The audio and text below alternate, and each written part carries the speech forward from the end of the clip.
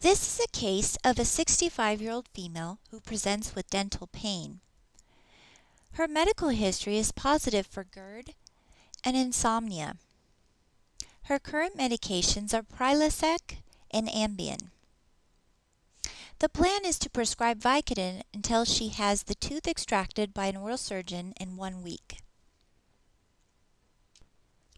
Many patients these days take multiple medications on a daily basis, especially the elderly, so it is important that we check for drug interactions when prescribing additional medications. There are many drug programs out there that help us to do that. The one that I like to use is Lexicomp.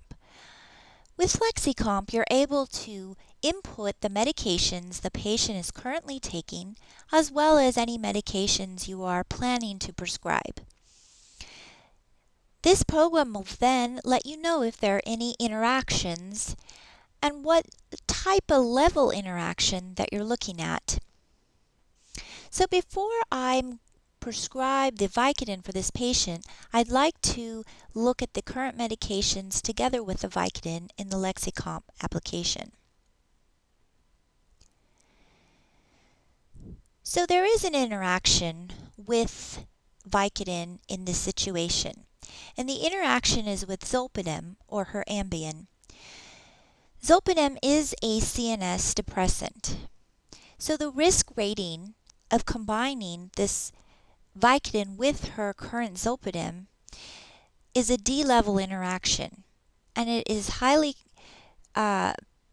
you should consider therapy modifications, highly recommended.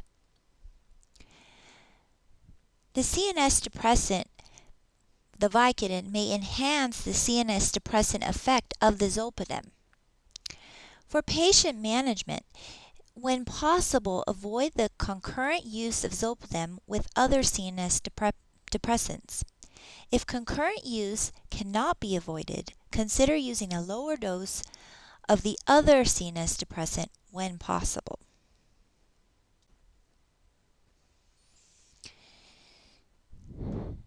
In a PubMed review by Jones, they examined the pharmacological interactions and epidemiology of combined use of opioids and benzodiazepines.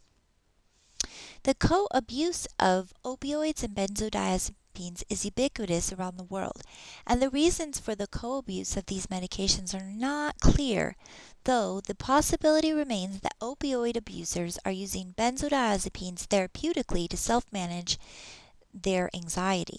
The data revealed in this paper suggests that benzodiazepine use is primarily recreational.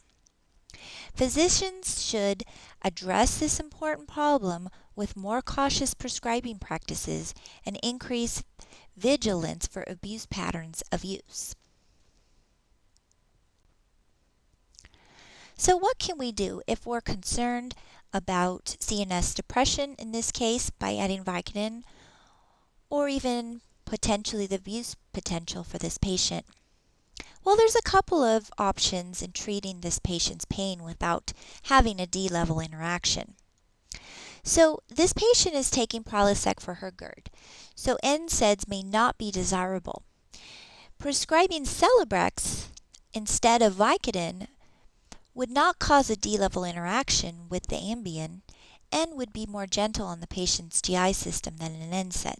Also, Celebrex does not have the abuse potential that opioids have.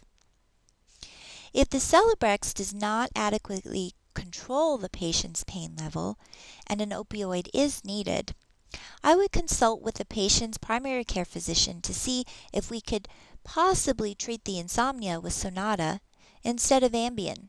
This would allow us to prescribe Vicodin without a D-level interaction.